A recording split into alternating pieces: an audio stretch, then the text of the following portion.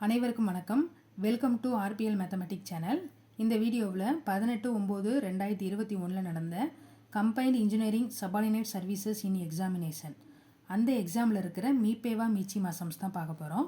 இந்த exam question paper code number GSCE/2021. இந்த video உங்களுக்கு பிடிச்சிருந்துச்சுன்னா லைக் பண்ணுங்கள், உங்கள் ஃப்ரெண்ட்ஸுக்கு ஷேர் பண்ணுங்கள். அதுக்கு முன்னாடி சப்ஸ்கிரைப் பண்ணுங்கள், அப்போ தான் நான் போடுற வீடியோக்கள் உங்களுக்கு உடனே நோட்டிஃபிகேஷனாக வரும். அதே மாதிரி போன வீடியோக்கள் பார்க்காதவங்களுக்கு டிஸ்கிரிப்ஷன் பாக்ஸில் லிங்க் கொடுக்குறேன், அதில் போய் பாருங்கள். 40 12 x⁴ - x⁴ comma 8 × x⁴ - 3x³ + 2x². இவற்றின் மீபேவா வந்து 24x⁴ x-1 x-2ன்னு கொடுத்துருக்காங்க. எனில் மீபேவா அதாவது HCF கண்டுபிடிக்க சொல்கிறாங்க. இப்போ இதில் பார்த்தீங்கன்னா நமக்கு எல்சிஎம் கொடுத்துருக்காங்க. நமக்கு நார்மலாக தெரிஞ்ச ஃபார்முலா என்னது? LCM into HCF equal to இரு எண்களின் பெருக்கற்பலன். அந்த ரெண்டு எண்களை பெருக்கற்பலனை வந்து அதையும் அதே மாதிரி எல்சிஎம்மையும் ஹெச்சிஎஃப்மையும் பெருக்குனா ஈக்குவல். இந்த ஃபார்முலா வச்சு நம்ம என்ன பண்ணுவோம்? மீச்சிமாவோ இல்லை மீபேவாவோ கொடுத்தாங்கன்னா இன்னொரு மதிப்பு கண்டுபிடிப்போம். அது நார்மல் எண்கள் அந்த மாதிரி கொடுத்தாங்கன்னா அப்படி கண்டுபிடிங்க. இந்த மாதிரி காரணிகள் அதாவது பல்லுறுப்புக்கோவை கொடுத்தாங்கன்னா இந்த ஃபார்முலா போட்டால் ரொம்ப பெருசாக வரும். அதனால் இந்த மாதிரி கொடுத்தாலே நீங்கள் என்ன பண்ணுங்கன்னா நேரடியாகவே மீபேவா கண்டுபிடிச்சிருங்க. ரொம்ப சின்ன நம்பராக இருக்குது, உங்களால் பண்ண முடிஞ்சால் அது மாதிரி செய்யுங்க. பெரும்பாலும் இந்த மெத்தட் போடாமல் நீங்கள் நேரடியாகவே மீபேவாவோ இல்லை மீச்சிமாவோ கண்டுபிடிச்சிக்கோங்க. அதுதான் கொஞ்சம் ஈஸியாக இருக்குது. இப்போ நான் அந்த ஃபஸ்ட்டு நம்பர் போடுறேன். 12 x⁴ - x⁴. இப்போ இதை காரணிப்படுத்தினோம்னா 12 அப்படியே வச்சுக்கிடுவோம். இப்போ இதில் ரெண்டுலேயுமே பார்த்தீங்கன்னா x⁴ காமனாக இருக்கா? இப்போ x - 1. அது மாதிரி இதை எடுத்துக்கிட்டோம்னா 8 x⁴ - 3x³ + 2x². இப்போ இதுக்கு பார்த்தீங்கன்னா 8 அப்படியே வச்சுக்கோங்க. இதில் எல்லாத்துலேயும் காமனாக எது இருக்குது? என்ன இருக்குது? x² தான் காமனாக இருக்குது. ஸோ இப்போ உள்ளே வந்து x² - 3x + 2. சரியா? இதில் வந்து மீபேவா தான் கேட்டிருக்காங்க, அதாவது HCF. அப்போ ரெண்டுக்கும் காமனாக இருக்கிறதான் பார்க்கணும். ஃபஸ்ட்டு 12க்கும் 8க்கும் டானாவத்தில் காமனாக போட்டிங்கன்னா என்ன வரும்? 4 வருமா? முன்னாங்க 12 இரினாங்க 8. ஸோ இப்போ 4. அப்போ இந்த 4 போட்டாச்சு. அடுத்து பார்த்தீங்கன்னா பல்லுறுப்புக்கோவையில் பார்த்தீங்கன்னா எதில் அடுக்கு கம்மியாக இருக்கோ அதை எடுத்து எழுதணும். சரியா? இதில் நான் இன்னும் இதையுமே நான் காரணிப்படுத்தியிருக்கணும். சரி, ஃபஸ்ட்டு இதை மட்டும் நான் சொல்கிறேன். இப்போ வந்து x⁴ x⁴ இருக்குது. அதாவது மீச்சீமானா எது பவர் கூட இருக்கோ அதை எடுத்து எழுதணும். மீபேவானா அது அப்படியே தலைகீழாக எது சின்னதாக இருக்கோ அதை எடுத்து எழுதணும். இப்போ x⁴ x⁴ எது சின்னது? x² தான். ஸோ அப்போ இதை எடுத்து எழுதிடலாம். இப்போ பார்த்தீங்கன்னா இதை காரணிப்படுத்தணும்னு அப்போ காரணிப்படுத்தாமல் வச்சுருக்கேன், அடுத்து காமிக்கிறேன். இப்போ இதில் 4x² இருக்கா? இப்போ இது ஏதோ ஒரு டேர்ம் வரப்போகுது. சரியா?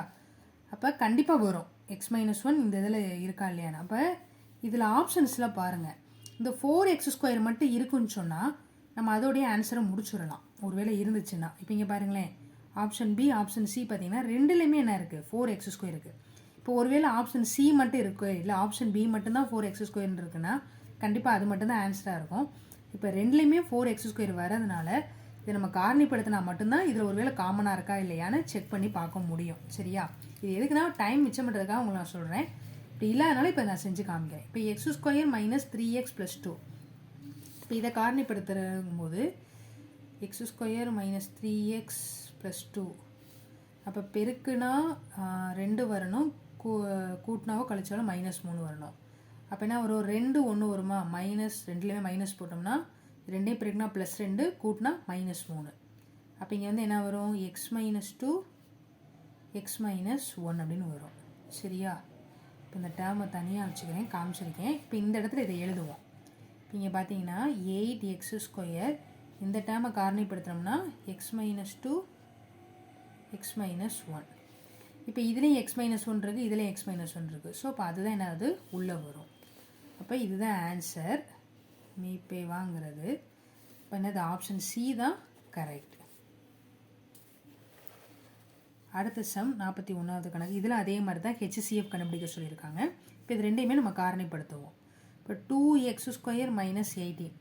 இப்போ இது ரெண்டில் என்ன காமனாக இருக்குது? 2 இருக்கா? அப்போ உள்ளே என்ன இருக்கும்? x² - 9 அப்படின்னு இருக்குமா? இப்போ இதையுமே என்ன காரணிப்படுத்தலாம், 2x² மைனஸ் 9 வந்து 3 ஸ்கொயர்னு எழுதலாம். அப்போ இது எப்படி போடுவோம், 2 into X plus 3 X minus 3, ஏன்னா a² மைனஸ் b² ஃபார்மெட்டில் இருக்குது. ஸோ இப்போ இதோடையது அதுனா 2 into X plus 3 X minus 3. அடுத்து இந்த டேர்ம் எடுத்துக்கிறோம், அது x² மைனஸ் 2x மைனஸ் 3. அப்போ இங்கே வந்து பெருக்குனா -3 கூட்டுனா -2 வரணும். என்ன வரும், 3 -3 +1 எடுத்துக்கிறலாமா, ஏன்னா பெருக்கணும்னா -3 கூட்டினோம்னா 2, அதாவது அப்படின்னா கழிக்கணும். மைனஸ் இருக்கனால பெரிய எண்ணுக்கு நம்ம மைனஸ் போட்டுக்குருவோம். அப்போ இந்த term equal to X minus 3 X plus 1. நான் இதை ஏன் நேரடியாக போட்டேன், x² குணகம் வந்து என்ன இருக்குது, 1ன்னு இருக்குது. அப்படி 1ன்னு இருந்தால் நம்ம என்ன பண்ணிடலாம், நேரடியாக அந்த மதிப்பை நம்ம போட்டுடலாம்.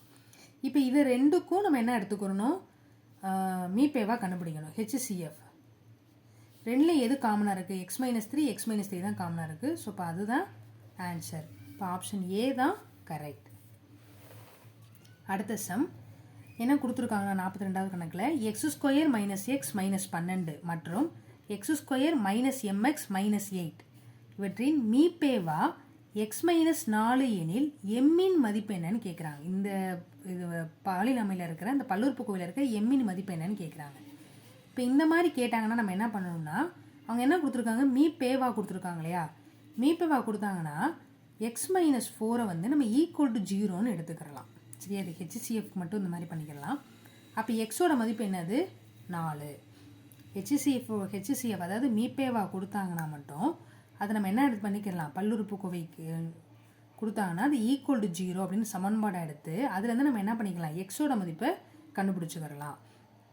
இப்போ இந்த எக்ஸோட மதிப்பை நம்ம என்ன பண்ணணும், இந்த இடத்துல நம்ம சப்ஸ்டியூட் பண்ணி இது அதே மாதிரி என்ன பண்ணிக்கணும், 0ன்னு எடுத்துக்கிறணும். சரியா, 0 வரும் அப்படின்னு எடுத்துக்கிட்டோம்னா x² minus mx minus 8 equal to 0. இதில் இந்த எக்ஸுக்கு பதிலாக எதை போடலாம், இந்த 4 சப்ஸ்டியூட் பண்ணலாம். அப்போ 4² minus 4m minus 8 equal to 0. இப்போ நாங்கள் 16 minus 4m minus 8 equal to 0. 16ல் 8 போச்சுன்னா 8 minus 4m equal to 0. 8 equal to 4m. அப்போ m ஈக்குவல் டு என்னது, 2ன்னு வருமா, ஏன்னா ஒரு நாங்க இருந்தாங்க. அப்போ எம்மோட மதிப்பு என்னது, 2. இந்த மாதிரி கணக்கு கொடுத்தா மட்டும் இந்த ஃபார்மேட்டில் செய்யணும். இப்போ ஆப்ஷன் சி தான் கரெக்ட். 93வது சம், பின்வருவனவற்றிற்கு மீப்போமா என்னது, எல்சிஎம் கண்டுபிடிக்க சொல்லியிருக்காங்க. எப்படினாலுமே முதல் நம்ம என்ன பண்ணணும், கொடுத்துருக்கிற பல்லுறுப்புக்கோவையை காரணிப்படுத்தி எழுதணும். ஃபஸ்ட்டு என்னது, x³ மைனஸ் 27. x³ மைனஸ் 27 எப்படி எழுதலாம், x³ மைனஸ் 3³ எழுதலாமா. சரியா, அப்போ இங்கே வந்து என்ன formula, a³ minus b³ a minus b x minus 3, அடுத்து x² மைனஸ் 3x ப்ளஸ் 9, அதாவது a மைனஸ் b, இந்த ஃபார்முலா கூட எழுதுகிறேன், a minus b a² plus ab plus b². இதுதான் என்னதுன்னா a³ மைனஸ் b³ ஃபார்முலா. சரியா, அதில் தான் இதை நான் அப்ளை பண்ணியிருக்கேன். இதுக்கு மேலே இதை காரணிப்படுத்த முடியாது, இதை அப்படியே வச்சுக்கிற வேண்டியதான். அடுத்து இங்கே என்ன இருக்குது, எக்ஸ் மைனஸ் 3 த ஹோல் ஸ்கொயர்னு இருக்குது. எக்ஸ் மைனஸ் 3 த ஹோல் ஸ்கொயர்னா நம்ம நீங்கள் டக்குன்னு கண்ணை மூடிட்டு a minus b the whole square ஃபார்முலாலாம் போடக்கூடாது. இந்த இருக்கிறதுல இருக்கிற ஆன்சரை பாருங்கள், காரணிப்படுத்தி பாருங்களேன். எக்ஸ் மைனஸ் 3ங்கிற ஒரு டேர்ம் இருக்குது. அப்போ இதை நீங்கள் வந்து a minus b the whole square ஃபார்முலாவில் போட்டோம்னா அது ஒரு 3 டேர்மாக வருமே தவிர இந்த காமன் டேர்ம் வராது. அதனால் இந்த X minus 3 the whole square நம்ம என்ன பண்ணிக்கலாம், அப்படியே வச்சுக்கலாம். கிடைக்கக்கூடிய ஆன்சரை வச்சு நம்ம என்ன பண்ணிக்கிறோம்னா இதை முன்ன பின்ன மாற்றிக்கிறணும். இது எப்படி தெரியும்னா, திரும்ப நீங்கள் சம் செஞ்சால் மட்டும்தான் உங்களால் அண்டர்ஸ்டாண்ட் பண்ண முடியும். அதனால் தினமும் செஞ்சுக்கிட்டே இருங்க சம்மை. இப்போ இந்த டேர்ம் பார்த்தீங்கன்னா x² மைனஸ் 9. இப்போ இதை எப்படி எழுதலாம், x² மைனஸ் 3². அப்போ a² மைனஸ் b². அப்போ என்ன format, a plus b into a minus b. சரியா, இப்போ இதாவது எது இந்த 3 டேர்ம், இந்த டேர்ம் இது. இப்போ இந்த 3லையும் எல்சியம் அப்படிங்கும்போது ஃபஸ்ட்டு காமனாக எது இருக்கோ அதை எடுக்கணும். அந்த காமனாக இருக்கிறதுல பவர் எது கூட இருக்கோ அதை எடுத்து எழுதணும். சரியா, அதான் ஃபஸ்ட்டு ரூல். அப்போ ஃபஸ்ட்டு காமன் என்ன இருக்குது, x minus 3 X minus 3 X minus 3. அதை எழுதிட்டு அதில் பவர் எதில் அதிகம், இதில் இருக்குது 2. அப்போ அந்த 2 இங்கே போட்டுருங்க. அடுத்து என்ன பண்ணணும், அடுத்த டேர்ம் காமனாக இருக்கான்னு பார்க்கணும். அந்த மாதிரி எதுலையுமே இல்லை. அப்புறம் என்ன செய்யணும், எக்ஸ்ட்ரா இருக்கிற டேர்ம் அப்படியே எழுதிடணும். அப்போ இங்கே ஃபஸ்ட்டு இங்கே என்ன இருக்குது, எக்ஸ்ட்ரா இருக்கிற டேர்ம் x² + 3x + 9. அடுத்து இங்கே ஒரு எக்ஸ்ட்ரா ஒரு டேர்ம் இருக்குன்னு, அது x + 3. அவ்வளோதான். இதுதான் என்னது எல்சிஎம். இப்போ இது மாதிரி எங்கே இருக்குன்னா இந்த இதில் தான் இருக்குது. இப்போ ஆப்ஷன் சி தான் கரெக்ட். இது உங்களுக்கு ஏதாவது டவுட் இருக்குன்னு சொன்னால் கமெண்ட் பாக்ஸை தெரிவிங்க, உங்கள் டவுட்டை வந்து கிளியர் பண்ணுறேன். அதே மாதிரி நான் வந்து ப்ளேலிஸ்ட்டில் வந்து ஹெட்டிங் வைஸ் போட்டிருக்கேன், அதை போய் பாருங்கள், உங்களுக்கு இன்னும் ஈஸியாக புரியும். தேங்க்யூ.